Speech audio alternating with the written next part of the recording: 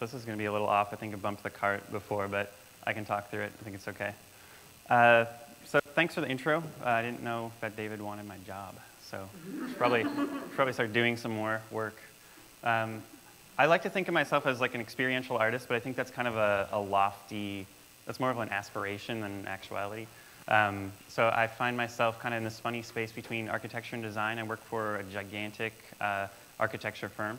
I think fourth largest in the world or third or something, you lose track. But offices everywhere, and it's really cool. But we're actually the smallest studio in the firm, I think. I think we are. So we're a really small studio that kind of goes out and services all the different offices with what we do. And kind of as a layer on top of that, I'm really interested in human behavior and also digital technology, and I think that's kind of a requisite these days. So today I just wanted to present two totally arguable ideas. One is I just want to give you an introduction to experience design by a kind of unique definition, and it's not XD, as a lot of you, I imagine there are a few XD designers in the room. It's not that I'm against that. I love XD, and I also love immersive experiences, but that's not exactly what I'm talking about. It's kind of a third thing. Then I want to talk about kind of an emerging idea called what we've been calling digital physical design thinking. And that's an open texture concept, so that kind of means that it's flexible. It's a little bit what you want it to be, which sounds like a cop-out, but it's not. And what both of those two things have something in common, and we'll get into the depth of that. But one thing is that they're both transformative or born out of transformative movements in society. So we look at things like architecture, and architecture's constantly changed. It's been around for forever, but it's just constantly changed. It's never really been transformed, and by transformed, we mean something that it didn't exist. So we're creating something that didn't exist. So, and we'll get more into that too. So I think being around things that are transformative is just more fun, if nothing else. And they both also share this interesting fact, and it's kind of rooted in the fact that 86% of everything produced in the United States is intangible. It's a really interesting thought, especially when you start to consider that 68% in 1995 and 32% in 1980s. And that's just phenomenal. Even if it's in the late 80s, that's phenomenal. I think it's 82 or something like that. That's just crazy. You think in the 60s, it almost didn't exist. It was almost nothing. There were some advertising firms that could add like brand equity and things like that, so you'd have brand value. That was an intangible. But before that, there was nothing. And that's just phenomenal that our entire economy flipped in that short amount of time. So that must mean something. And one thing that that's led experience design, kind of our first segment of the conversation, is the experience economy. And I think probably a few of you are familiar with the basic ideas of that. But for anyone who isn't, I want to kind of talk about the idea of a birthday cake and a birthday. So an agrarian economy would just collect, eggs from the farm and get, grain and wheat and all that stuff, and they would get together and they make a birthday cake. And that kind of evolved into a goods-based economy where you could actually go and get that pre-made cake. And then we started using terms like moist and deluxe that were somehow appealing. I don't know. But that's what happened. And then so we got really efficient at that. And that same mentality started to look at the experience of a birthday. And I know you're looking at that going, how can it possibly get any better? And especially this guy. And it does, arguably. So we started selling valuable experiences that happen over time. We started to package that too. That's crazy. And that's been going on, as you can tell, for a while. And this is hilarious. Like, I almost want to just send this blurb out. It's ridiculous. And so we start to look at, you start to, as a designer analysis, we look at things like, color, form, those kind of things, and all of a sudden time becomes a huge player in that. So that's kind of a laughable set of slides because it looks so outdated, but now we see this kind of, even looking around at this space, it has this authenticity to it, and it's kind of interesting. And part of me is wondering if we're not just creating what I like to call authentic experiences where it just feels authentic, but it's not necessarily authentic. And I think some of these places, I think this place is probably quite authentic, but it has this visual layer on top of it. You can look at typography. I'm using Oddfellows as an example here. I think they have a root, very authentic. The food basically is authentic, but then they have this aesthetic that augments that, and I think that's kind of an interesting next evolution of what we're looking at. So I kind of want you to just like hold that experience economy concept for a minute, and I kind of want to step into something else. This is an interesting quote that kind of talks a little bit about how if we don't have a place, nothing real can happen, which this was written pre-internet, so it's totally arguable now. I think it's just an interesting way to kind of kick off another thought. And when that was written, it was about 1950, 1940 something. It was true, and because these were the things that facilitated social experiences, right? You had time and place and language. So in our case, the time is now, at 8:30 this morning. The place is this room, so we use this hub, architectural hub to gather. And then language is English, so those are working really well right now for us. And it's kind of interesting. So those are three things that really tend to always work well. And then 1900, telegraph came around, telephones started to kick off, and we saw this new kind of player in social connectivity.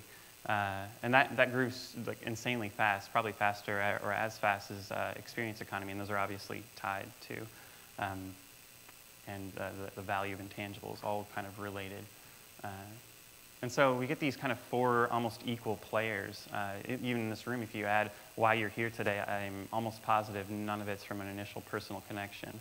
It probably kicked off by something you've heard on the internet in multiple different ways that you could possibly hear about it. And so an interesting thing about that is that digital technology and times tend to work really well together. Digital technology is almost time agnostic. Language and digital technology have they tend to work well. There's not a whole lot of upset there. Place and digital technology they're kind of the last frontier in my mind, right? Like so, for example, like if you look at like Google Maps, for example, we have this great thing where they're just starting to reach out to place, and especially with interior. So if you're into wayfinding, which is a huge part of what our studio does, it's really interesting to see the digital world reach out to the physical world, and we see that all over the place. So they're starting to get into that place, but we don't think they're leveraging place nearly enough. And so we start to see technology moving. We don't see the physical world reaching out to technology nearly as much, and so that's like something that I'd like to correct. I'd like to make that more of a relationship and find this nice place in the middle. And that yellow represents like a kind of a lab mentality. So if you look at like what MIT Fluid Interfaces is doing, and a ton of other people are in this space, I like a little bit of that kind of lab mentality to be part of the mix. So for me, this is a nice place to be, and I think there's a huge future in that, and I think we can expect that area to grow. And I kind of want to talk about the things we need to do to be able to play in this new space. If you're a physical designer, that means getting proximity to interesting people on the other side, and vice versa. So just in the last 6 months, these are people that have been in our studio, either joined full-time or have joined us part-time. We've got two MoMA artists. One of the other one's over here. And someone from MIT, someone who has a lot of international experience in wayfinding in China, a videographer who's actually here today from Bootstrapper, someone who has experience from more brand-related experience from Interbrand in New York, and this crazy guy that made up his own MBA who showed up for a month and just hung out, and he was really useful. And so that adjacency, just an example of why that adjacency is great to those strange people is we do a lot of exhibit work, and we exhibit type work, and so we came up with this really interesting kind of solution for a wellness center that kind of adds some levity to the space, but they wanted us to push it a little farther, and so we reached out to Will Foster at Bootstrapper, and it just gave us this whole huge breadth of knowledge and ability that we wouldn't have had otherwise. So I don't think anything we did, especially respective of our own industries, was phenomenal, but the overlap was great. We were able to make this really interesting, by kind of almost speaking of bootstraps, it was just kind of this fun couple-month project where we ended up taking that kind of 50-foot band of physical objects and terminating it into this really beautiful 12-foot long band of video, really high-resolution video. So we had a dog that we employed, and fish, and we're dead now. They're goldfish, sorry. It was happening either way. So it was just really fun to take and create this this kind of new way of looking at architecture. And it won this really nice award lately, and we pretty much have to thank Bootstrapper for their additive, or for them adding on to that. I don't think we would have done that, or we would have gotten that if it wasn't for their strange little bit of knowledge that we didn't have. So to take that to an extreme on the opposite end of the spectrum, where it is highly technical and really engaging, one of the people that I had mentioned earlier that was in our studio, when he co-founded Multitouch Barcelona, really interesting little company that does, they're much more technology oriented. And they came up with this idea that you could have a huge game of Space Invaders projected, and that you could take orange balls, in this case, and you could actually start playing this really fun game of Space Invaders at an architectural scale. So you definitely see the digital physical here. This is a pretty obvious one. It's really fast, it's fun, and the coolest thing about it was the social side of things. As much as it's technically interesting and not too difficult to achieve, the really fun thing was the social side. So basically, you couldn't beat the game by yourself. You had to recruit people to play with you. And not only did you have to recruit people, but you had to strategize. So I think that's where it gets really, really interesting. The technicalities aren't really the impressive part, but it's really the social side of things that are really, really cool. And to talk about how you can start those types of relationships, for NBBJ, and there are a few of us here that were in this course, we had a slight interest in Arduino. And I won't go into what Arduino is, and actually the instructor for the course is here too. So it was just one of our quick ways of getting a little more savvy with doing what Paul Pla, the guy who invented the Space Invaders game, co-invented, and all the stuff that type of world is doing. It gave us a little bit of a way to talk to that and find out a little bit more about what you can do with those specific technologies. So you can buy it in a vending machine at Create Space. It's really fun.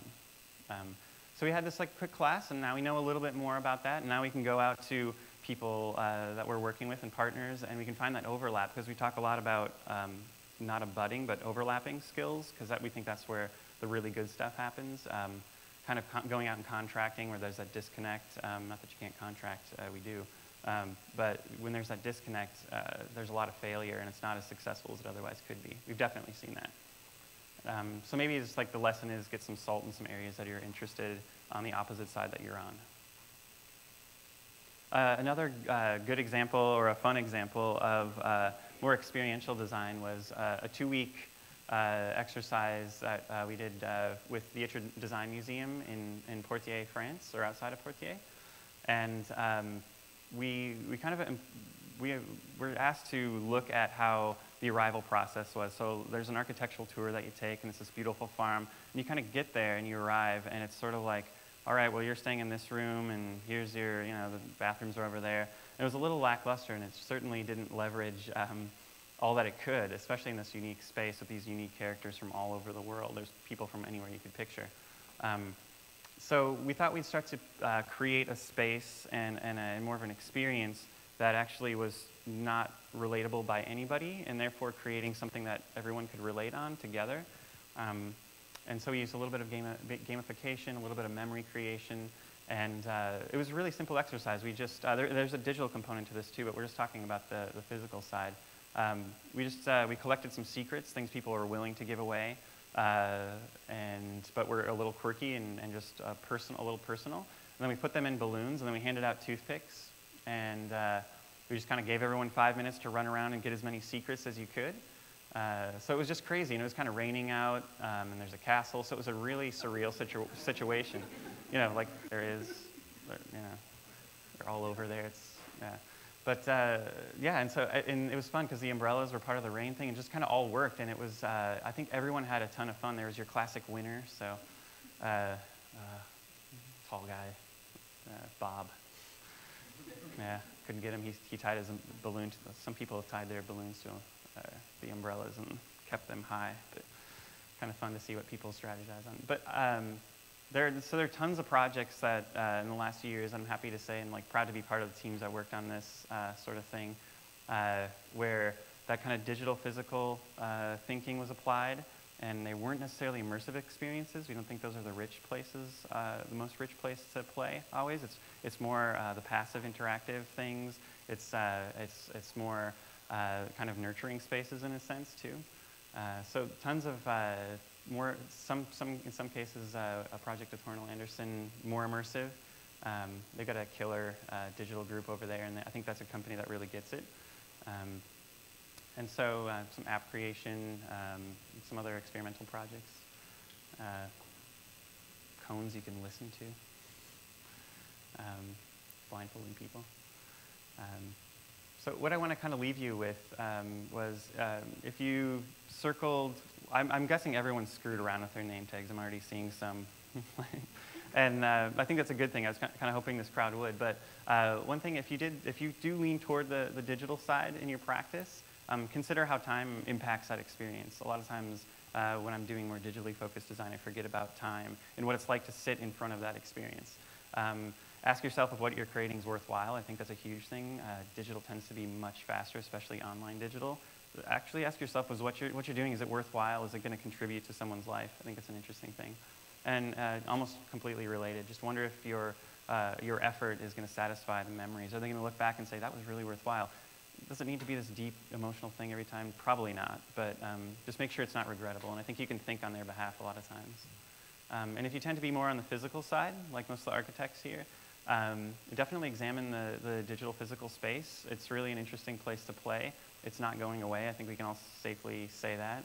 And then just consider how you extend, you can extend your effect. So if you think about the emotional moments you create with architecture, interior design, or whatever kind of gets you going, think about how digital physical thinking can augment that and push it even further. And if you circle both or mess with your tag, I just like you. So that's good. So I think everyone probably passes in this room. But that's what I got.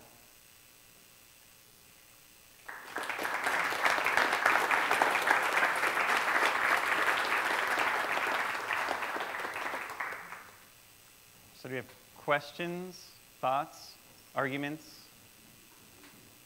jokes? Yeah? What does your creative process look like? I think specifically really careful not to map out a creative process. I respect IDEO a ton, but I think it's a huge mistake to just say, here's how creativity happens. I think they do a little too much of that, for example. Yeah, so creative process, it's really project dependent. And I know that, again, sounds like a cop-out, but I think when you're trying to push things in ways that you're not even sure of, it's a little risky. I've been saying it all the time, so my studio mates will hate me, but it's risky to not be risky, you know. So it's to map it out too much. It's risky to do that. You can miss out on huge opportunities. So related to that, what about brainstorming? Everybody seems to be doing a lot of that. Everybody seems to have these specific parameters about how that works and what the end product is. Do you guys do a lot of brainstorming? yeah, and we're trying to get better at that because especially as we've been encouraged to grow our studio. And even lately, I think we've seen a lot more of that, where it's just like, what do you think of that? And a lot of it has to do with just working in close proximity, not working in offices. It's a really open environment, and we all get along really well. I think that's a huge part of it. And personalities, there's going to be personalities in and out of it, but brainstorming, it's a little bit like, a lot of us don't have time, and you just kind of have to make it happen on the fly, and sometimes it kind of force it to happen. It's like, I know you're busy, but I need a second set of eyes, or we all need to go, you know, even with some of this stuff, I ran this by my studio mates before I showed them. It's like, does this make sense? Is my definition of some of this stuff correct? And they kind of picked it apart and made it better. It was really fast. It maybe took us 20 minutes, a half hour, if not even that, of just some really good, like, okay, cool. I felt more confident. That I was corrected. I got some better fodder for the cannon, and yeah. So I think it's kind of on the fly. Oh, yeah, sorry. Yeah, that question was, how do you brainstorm, and what does that look like? Question. So when I, my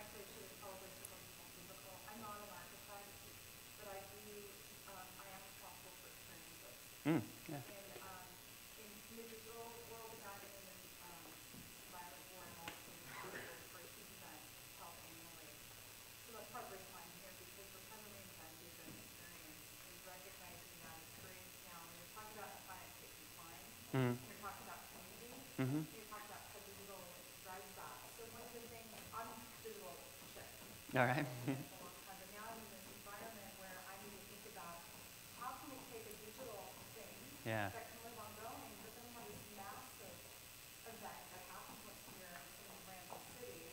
Yeah. And how, so in some ways I think about, and this is I think not just unique to this, to architects and digital folks, I think we're seeing this in every single industry that's creative. What leads them? Because I'm digital and I'm driving a digital experience, and I've got my event architects designers over here. Right. And I keep thinking to myself, why are we over there and Yeah. we're over here? Yeah, yeah. Shouldn't we be creating continuity between the digital experience and the event experience? Yeah, I don't even think there should be two different experiences. Yeah. So How that's, do you yeah. approach a design problem? So the question is, how do you approach a design problem when it's digital and physical, and then there's a finite point in time that you want to have that translate into ongoing? Yeah.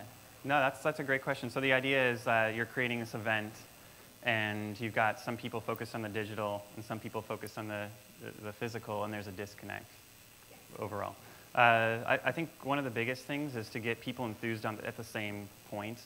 So they're all tools, and those are great. But the big picture is what you want to point to. And then to take it back to the separate respective practices, there's a term called the ping and the pong that the MIT guys love. And so we were pushed on, we're working in the new Google headquarters, which is really fun. And some of our early explorations with MIT on what we could do with digital physical pieces was all about the ping and the pong. So it's basically like what starts the conversation, and then where does it manifest, and then what keeps it going, and then where does it reappear. And a lot of times it's the digital and physical playing together. But I think overall the first thing to do is just get a vision together that's unified. So would you say that the digital and the physical can both work in the same project? Yeah, of course. Like if you can work together in the same location, that's always going to be better. Especially, being someone who loves physical space. It's maybe a little biased, but yeah, it's really important to work together physically. Still. Yeah. About working together, you mentioned that sometimes you contract people, Yeah. but you want this kind of overlap rather than budding. Yeah. And how contracting might make a separation and Yeah. kind of who's leading the project. But how are people getting compensated? Like, how are you maybe, hey, I got this cool project, let's play together? Or? Yeah. So the question is, so how are we finding people? How do we find the right people? Is maybe, or how do you? How are these other people that are working with you on projects compensated? Oh yeah. It's not just playing. So like for example, with MIT, we invested in them financially. So how do we get people to? How do we work with contractors? It's not unlike you would if you're a website design company and you need someone to do a little bit of UX for you or UI stuff. It's a lot like that. So yeah, with MIT, we just made a donation, and then they came out to Seattle and worked with us for a while. And they stayed at my house. One of them did. Yeah, so that's funny. Yeah. It looks really normal, and we find people benefit a lot. I love the fact that Bootstrappers now has an International Interior Design Association award. That makes no sense. They're a video company. I love that. It makes me happy. Yeah. So what are the digital tools that you prefer to work with, and that provides you with the best coherence with your physical work? Oh, that's a great question. I think Arduino is coming up as an interesting one as we learn more about it, just because it's so open and flexible and applicable. It's a little bit maker mentality for us. It's a little hard to say, yeah, Google, we're going to put a bunch of Arduinos in your campus. It's probably, they're like, well, no, you're not. Yeah. So it's probably another solution, but I think things that are a little more open source and a little more flexible like Arduino get us to that first exploratory stage. So some of the work we're doing with Microsoft Research, which is a killer little team in Microsoft, we're using Arduino to look at what their space might look like in 2020. And so they're able to help us with some of the technology in the back end, and we're able to kind of envision what it looks like. So those flexible technologies are really great. Do you rely a lot on cellular and mobile devices when you're No, we love them. We do rely isn't the that's the opposite of that. Like never rely on it, but think about it as a great layer on top of whatever you're achieving already. Yeah, definitely. keep seeing a hand go. What's that? Oh. You seem to bring a lot of digital to the physical world. Is there the converse of that? Are you bringing the physical world into the more digital spectrum in any way? Yeah, I feel like I bring as much digital to the physical as physical to the digital. So yeah, I feel like those kind of play equally. I'm trying to think of even which, if I had to lean one way or the other, I don't know what it would be. I'm trying to think of examples of taking the physical to the digital, and it's tough to come up with off the top of my head. But yeah, I feel like there's not a whole lot of differentiation even. Yeah. I'm curious how you measure your success of like certain projects where you combine the physical and Fun. We only measure in fun. That's it. No, sorry. What was the question? Well, how do you measure it? How can you get like quantifiable data for Yeah. experience? So one really cool thing, how do we get quantifiable data for an experience? One really cool advantage of being in a huge architecture firm is we have a bunch of anthropologists. So we have a group called our /Rev group, and they can analyze and pick apart and all that stuff. And they do that on the front and the back end, which is really nice. So we get the appropriate information. We're informed, especially working globally. We run into a lot of, you just want to be appropriate, I guess is the point. So we have a huge advantage. If we didn't have that, I don't know if we could afford to take on that burden of measuring the success other than making sure the clients, the traditional methods, making sure the client's happy, seems like people like it, it's not broken, so cool. So yeah, so we're at a disadvantage, so I don't know what that would look like if I was in a smaller firm. That's a great question. Yeah.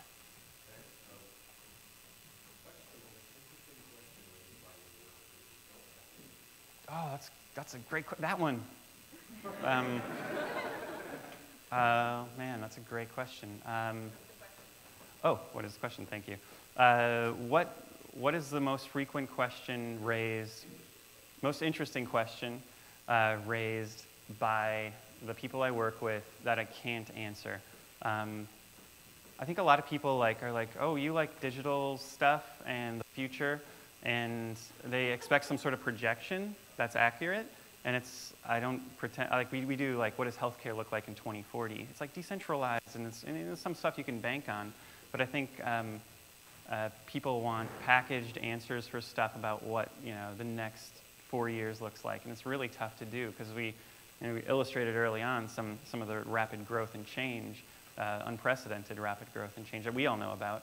But in the architecture industry, people are like, no, nothing's really new. They're changing, they're not transforming, so they're not used to being around something that's unpredictable and kind of crazy. So I'd say, that kind of question, what's it going to be like, or can we use? It's well, the technology's kind of out, but it's not really together, and so that's probably the most frequent.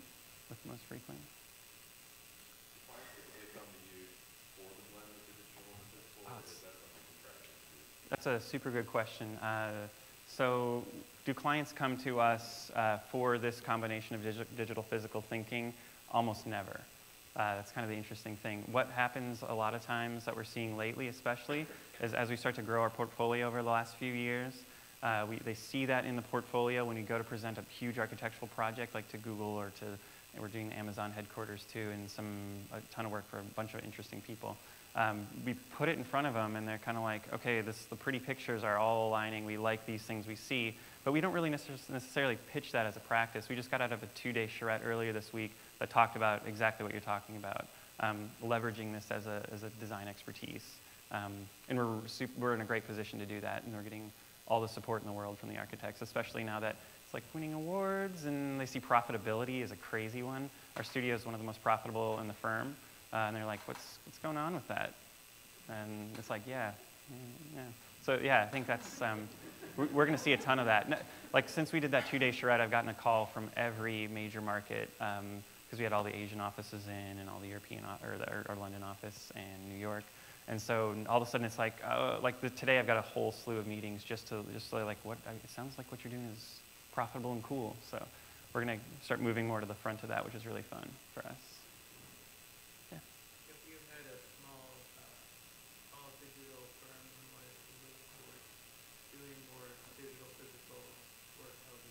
Yeah, I think think Digital Kitchen's done a killer job of that.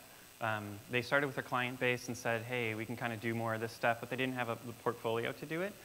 So I was talking a little bit about adjacencies, and like, for example, when you go on a pitch, call some people that you know are more in the architectural world. There are like tons of fantastic architects, Olson Kundig and SKB, and tons of great architects around here. So who do you call if you want to extend your studio, an all-digital studio, or an all-physical studio? It's all about that adjacency and also just learning about that a little bit. The burden's a little on you, I guess, to learn a little bit more about that space, so you can have that overlap and that kind of that thing you love together is like a really big part of that. So if you like a certain type of architecture, if you like exhibit work and you want to get involved in it, just start learning about it or start experimenting with it. I think it's probably the biggest place to do that. And unfortunately, that's hard to do because everyone's busy, and that's probably the reality is that's a tough hurdle to get over. But yeah. Yeah. Combination like digital physical often actually makes it less present in the moment. How can that combination make it more present in the moment? Yeah. Yeah, so digital physical makes us less present in the moment. That's a huge problem. I think that's going to be like the cancer or like smoking of the 1950s. It's going to be like, we're going to go like, oh my gosh, can you remember when people used to smoke in offices? Remember when people used to walk around with their phone like this all the time? I think that's a huge thing. And I'm being a little rough on that industry, but I think that's a great question. I don't really know. I mean, one of our biggest things is it doesn't need to be tech for tech's sake. We have a really crass term for that, and I won't say it. But yeah, it doesn't need to be tech for tech's sake. And in fact, it's more about what do you want to do and not about your tools that you're using, which are sometimes digital and sometimes physical. So that's probably the best answer that I could give. And Plummer? So some of the preparation that I tend to see is not true exactly what the tool. There's some digital tools and physical things. And I guess part of that in between space has to do with having tools that are to do more than just on Yeah. where do you see the tools yourself? I think you're probably better suited to answer that than I am. Plamena works for Create Space up on Capitol Hill, and it's a really cool maker space. And they're doing all sorts of cool stuff. But yeah, the next iteration of tools was the question. Like, and how do we see these tools getting more digital physical? Do we see that kind of sweet spot area getting more implements to do more of that type of work? I don't really see a huge movement toward that. We're seeing things like, you can change the color of your clothes digitally or by your phone and weird stuff. We've all seen weird YouTube videos about stuff like that. So I think we'll see more of that, but I don't think the eye's quite, like when I said it's the last frontier, I mean like by far it's the last frontier. So the people, I think like Metrics that are on that are gonna be in a great place, especially over the next decade and 15 years. Unfortunately, I think it will take that long. But I think there's a huge frontier of territory here that we haven't even looked at, especially in materiality. And just speaking, I feel like this is a presentation for MIT, but those guys are all over it. They're looking at things. Like we could all have different experiences sitting in the same room. If you prefer a color, we can make each person experience that different color or texture or temperature by controlling and blah blah blah blah blah. I'll hack it. If it wasn't on video, I'd probably be like, yes, I'll tell you all about it. But yeah, so I think there's a lot of growth in that area to come. And I'm not super impressed or excited about most of the stuff that exists. But I can't invent anything better. Oh, yeah. What would I like to see? I think we haven't begun to embrace the concept enough, from the architectural side especially, to really imagine like what things could happen. I think some really requisite sets of tools that are some kind of base level sets of tools, like RFID is a huge one that we're going to start to employ more and more. I don't know where most people work here, but a lot of us have the little card and the fob card. There's so much more that you can do with that than just getting into a building. And I think it's like kind of picking out those kind of existing things and moving them into to being just something else they weren't even invented for is probably the most useful. So it's more of a turning an eye to what exists rather than trying to invent a bunch of new stuff. I don't think we need new things as much as just make the most out of what we've got, kind of squeeze water from the stone a little bit more.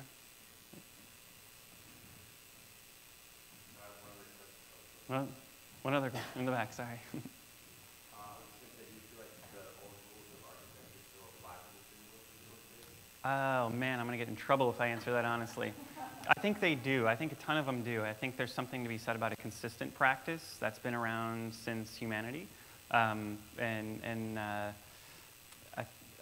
So yeah, I think a lot of the same rules apply because we see like a brand new huge social facilitator change. Architecture's got to start leveraging that. So I think there's some base things in architecture that are great and would be great for the physical world to adopt. But I see them being kind of like, you know, to all that's going around. And I'm excited for them to get it. And that's part of why I work for an architecture firm and not for a digital firm.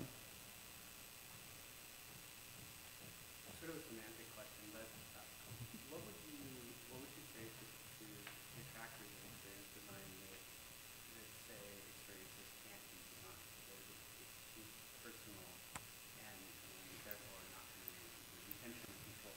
Yeah, so the question was, can experiences be designed? Is that? Yeah. I don't think we can necessarily, I've read arguments about this, so I'm trying not to just regurgitate, but I think we can do a lot to change people's emotions. That's a whole other presentation, but yeah, I think we can do a lot. I think it's a little bit of homework helps. That's why, like going back to our Rev group, we're recently working on a huge hospital, $1 billion hospital. They created an entire book of research looking at how the expected kind of visitors of the hospital are what they want, how they behave. It's a replacement hospital for veterans in New Orleans, so it's kind of this really a lot of things that come along with that, being a veterans hospital, also being a replacement hospital that's way past due in New Orleans. So I think having that information up front led us to a whole bunch of things, and we did veteran focus groups along the way. So that was really, really helpful. You know, is this emotionally, you know, with PTSD and triggers like that with that crowd? It was really interesting to go and put some of the stuff we were designing, and it was totally inappropriate. So I think we can affect emotion for sure, and sometimes it's not always for the good. So it's being a little, I think it is a power we wield in a sense, and being responsible with it. It's like Spider-Man. But yeah, I hope that answers. Well, cool. Anyone else? Yeah?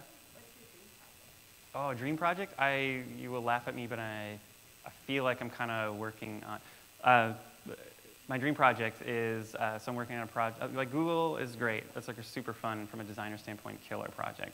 And I'm really excited about it. So the question was like, what's the dream project? I'd have to say we got shortlisted, just two of us, a guy that I'm working with in New York, got shortlisted for a sculpture for the UN, which is really cool, for the UN headquarters. It'll go right next, well, it may go right next to Twisted Gun. But we've been shortlisted to 16, and I'm like, you know, losing sleep over that. So we find out relatively soon, and that will be really, really interesting. So it's probably one of the better. It's automatically put in, protected by the government. You know, it's going to be around for like 1 billion years. So don't screw it up. So that's probably, yeah. So that's probably like I'm really hoping to get that. I couldn't imagine anything better right now. And simultaneously working on Google and a number of other really cool things. I couldn't be happier. So yeah. All right, cool. Thanks so much.